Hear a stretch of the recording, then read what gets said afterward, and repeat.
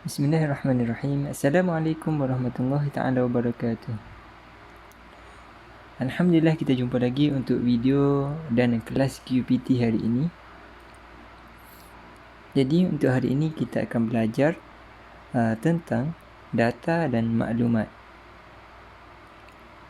Apa itu data? Jom sekarang kita tengok apa itu data.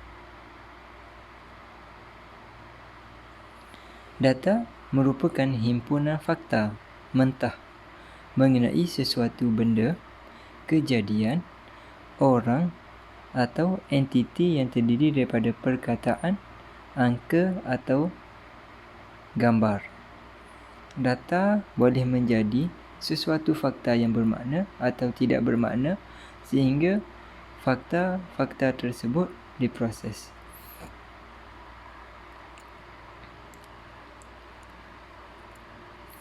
Data dalam pengkalan data terdiri daripada beberapa jenis seperti teks, nombor dan tarikh. Data jenis teks terdiri daripada huruf, simbol atau gabungan angka dengan huruf atau simbol.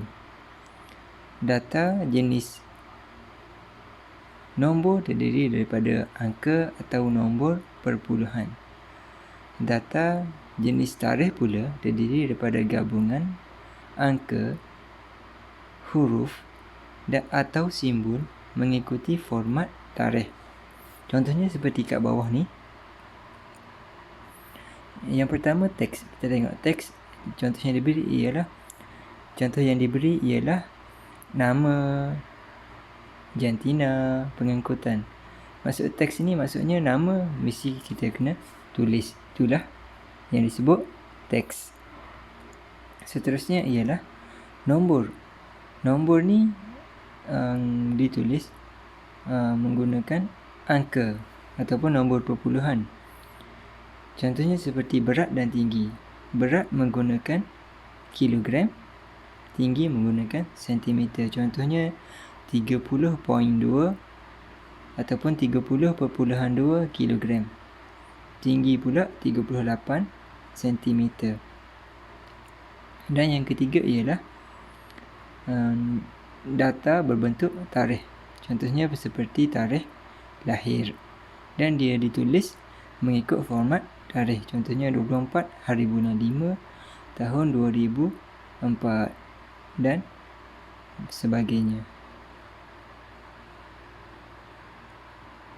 Seterusnya, cara pengumpulan data. Data dikumpul melalui banyak cara. Antaranya ialah melalui pemerhatian. Contohnya macam Johnny mencatat kaedah rakannya. Johnny tu memerhatikan dulu.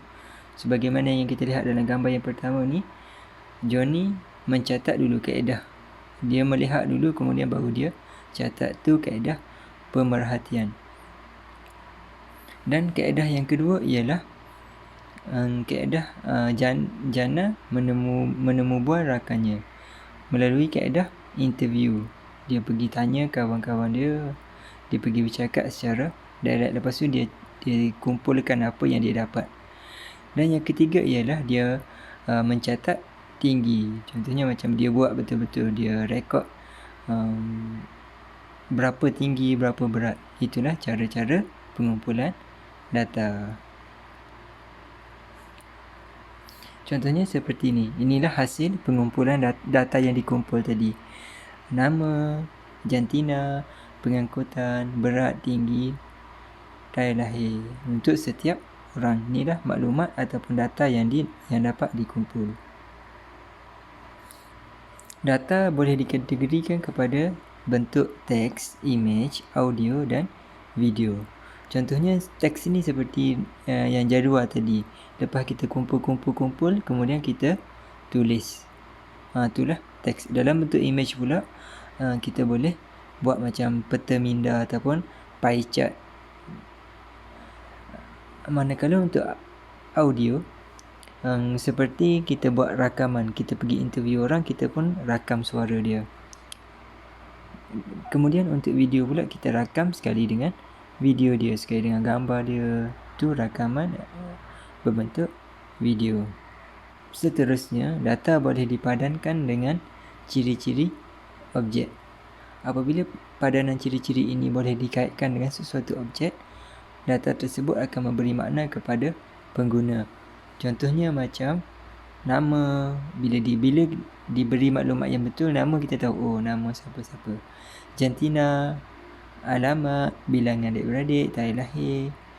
Itulah dengan kalau kita tulis dia dengan ciri-ciri padanan yang betul, kalau orang isi maklumat tu dengan betul, dia akan memberi makna kepada kita. Kita boleh kumpul data berkenaan diri dia. Okey. Seterusnya kita beralih kepada maklumat.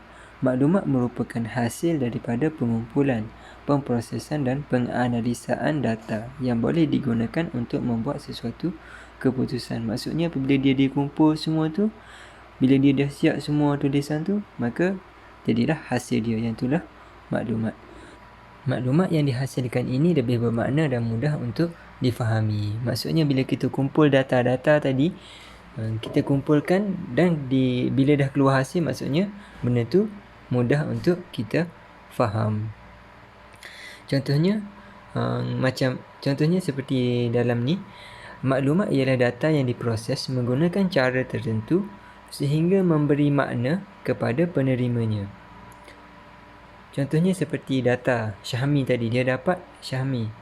Jadi padanan ciri dan data tadi, ciri dia ialah nama. Jadi dia tahu, tu namanya Syahmi. Maksudnya dapatlah maklumat dia, Syahmi. Yang contoh yang kedua ialah lelaki.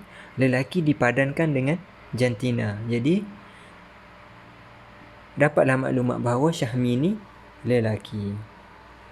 Dan tarikh pula, kalau diletakkan pada data tu tarikh lahir, kalau dia isi, maksudnya itulah tarikh lahir. Jadi kita boleh tahu itulah maklumat yang diperolehi berkenaan sesuatu benda ke sesuatu perkara. Jadi maklumat ni dia macam bentuk, kita boleh buat bentuk macam, kalau data kita kumpulkan dalam bentuk table, kalau maklumat ni dia jadi macam bentuk karangan. Contohnya macam, nama kawan saya ialah Syahmi. Dia seorang lelaki. Dia dilahirkan pada 24 bulan 5 2014. Jadi maklumat ni hasil daripada data yang kita kumpul tadi. Itu saja kelas kita untuk hari ini berkenaan dengan data dan maklumat. Jadi tugasan awak ialah awak perlu menulis data tentang diri awak dalam kertas. Ikutlah kertas apa-apa pun. Tulis yang pertama ialah nama, jantina, alamat, tarikh lahir, berat dan tinggi. Kemudian hantar tugasan tersebut ke kelas Dojo. Ambil gambar dan hantar ke kelas Dojo. Terima kasih. Kita jumpa lagi di lain-lain kelas. Assalamualaikum warahmatullahi taala wabarakatuh.